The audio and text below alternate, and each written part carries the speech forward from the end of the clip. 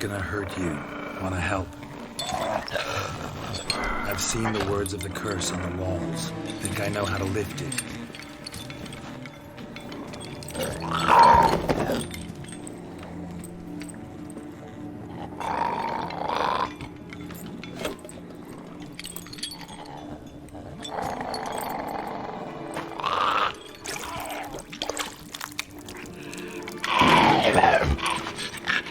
You tried to bring folk here, convince them to sit at the table with you, right?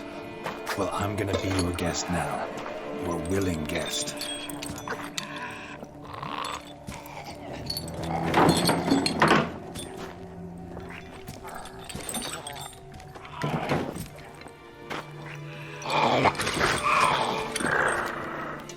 Just need a bit for Regis.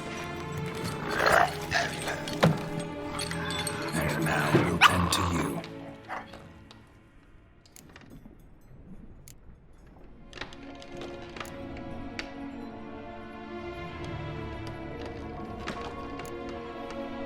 Need to get this right. Words of the curse were, "None shall sit and dine with you at your table. No spoon you have shall sate you. Never again shall you wish to spy your reflection in the mirror."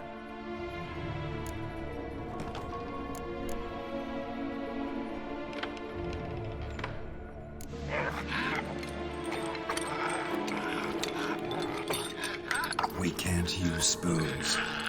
No, that won't work. You've been looking for a spoon that would feed you, but there's no such spoon. We need to eat without spoons.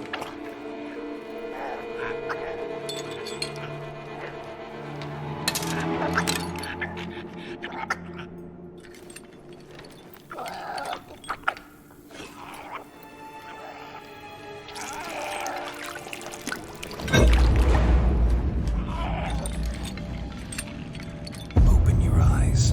You need to see your likeness.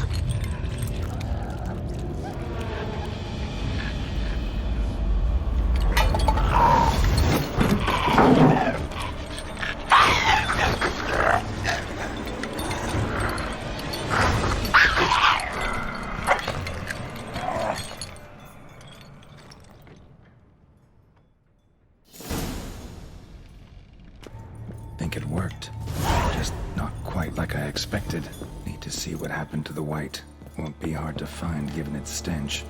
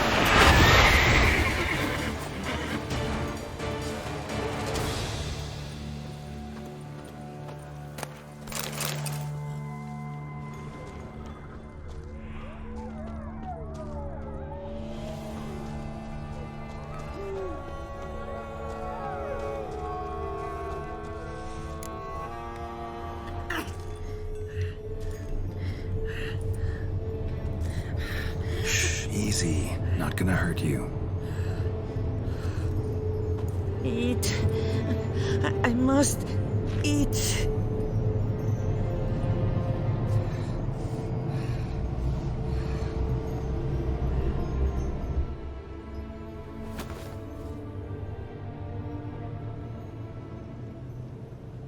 I'll take you someplace safe.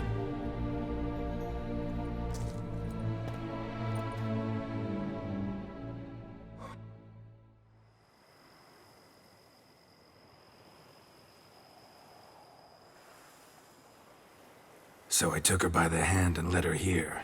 Seemed the only sensible place for her. You did the right thing, sir. She should recover quickly here. Don't worry, sir. I shall see to everything. She is safe here and in good hands. She'll soon be back on her feet. Might actually take a while. She hadn't eaten anything in over 100 years when I found her. Horrid. Whatever brought this about? Told me her story on the way here. Her name's Marlena. She was once the very beautiful and proud heiress to the Trastamara estate.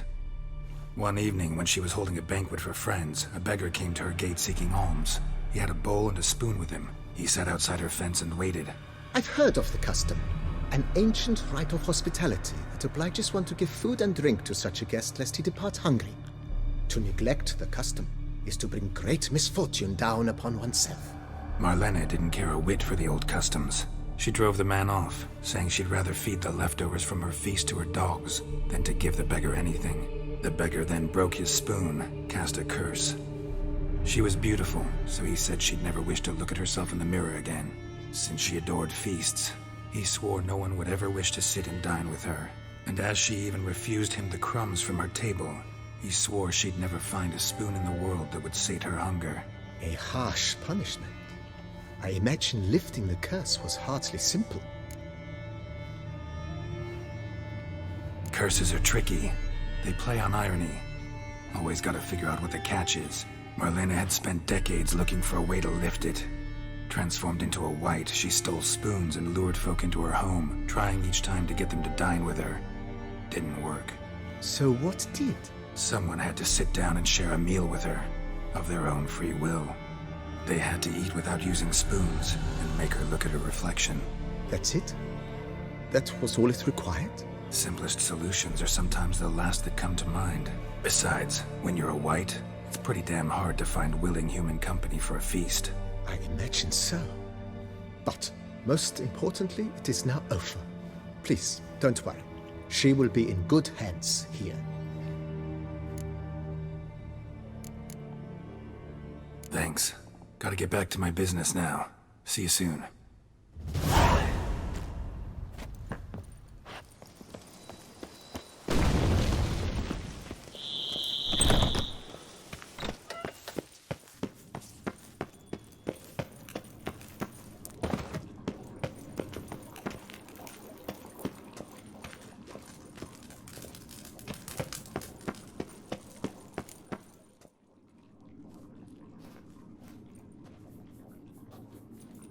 Think your friend's hand will make for a nice broth? You've clearly honed your sense of humor. But we are not cannibals, Geralt. I took a fragment of tissue from the hand. It will suffice to prepare some resonance. What did you do with the rest? I cremated it, as our codex commands. A raven told me you'd acquired the necessary ingredient. Pretty helpful creatures. Calling them often? I try not to overdo it, but they can be so useful, as they were now, when I merely needed to be sure I could arrive in time should things go sour. Managed fine alone, but thanks for the thought. Gonna need much longer to finish brewing resonance? Mentioned a last ingredient, too. What about that? That, I fear, might prove troublesome. You see, to use the concoction to summon the memories of one, the solution must contain the blood of another specimen of the same species. Shouldn't be a problem.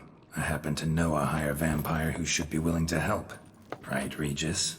It's not that simple, I'm afraid.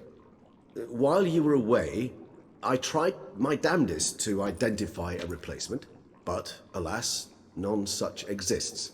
Not sure I understand what the problem is. Can't we just draw some of your blood? The blood must be in an agitated state. As I'm certain you know, higher vampires can change their corporeal shell. As our flesh changes, so does our blood's chemical composition. To make a long story short, I shall need to induce in myself a state of strong psychokinetic arousal. In brief, madness, rabidity. And that stands to be very, very dangerous. Dangerous? Why? I mean, you'll still be you, right? True, but I should be highly agitated, in a state of fury. You know better than I that fury cannot be controlled. If you've ever seen an enraged vampire, you know very well that all who find themselves nearby will be in grave danger. How will we handle that? I'd rather not have you lunge at me, claws extended. That makes two of us. But worry not. I've thought it through very thoroughly. Details to follow soon. All right, so what do you want to do? We shall visit Teshamudna, an ancient vampire estate. There we will find cages suspended in the air. I will enter one, be confined. You will lure beasts there. Beasts you will then kill. The bloodletting should prove profuse. Abundant enough so that the blood scent will drive me mad. Wild. Teshamudna. What's it like? It is a place of torment. A torture chamber. Long ago, shortly after we'd arrived in this world, one among us named Kagmar developed such a taste and lust for human blood that in one night he could imbibe an entire village. This brought trouble on the entire species. Common folk wearied quickly of living in constant fear. They began to hunt us, seek the aid of mages and witches in tracking us down. So what? Not like they could ever hope to kill you. But they were bothersome. Forgive the comparison, but when did you last enjoy mosquitoes buzzing around your head? In any case, the other vampires decided something had to be done. Kagmar had to be caught and punished. A torture chamber was thus outfitted in the dungeons of Teshamudna. Inside it, a cage made entirely of a special alloy of silver, dalvinite, and meteorite steel. Kagmar was captured and locked in the cage. Sat there over 2 centuries, driven to fury time after time, never able to escape. Thus I know the cage will withstand the fury to which we shall drive my humble being. See no reason to dawdle. Teshamudna. Take me there. In a moment. Just one last thing.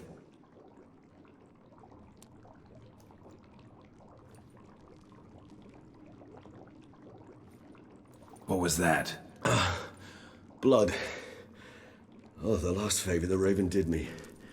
I've also taken some Sancurium, a solution that sharpens one's sense of smell. 1 drop of blood shall smell like a gallon to me now. You crazy? You're a recovering addict. Your outrage warms my heart, Geralt. But you must remain calm. I have no choice.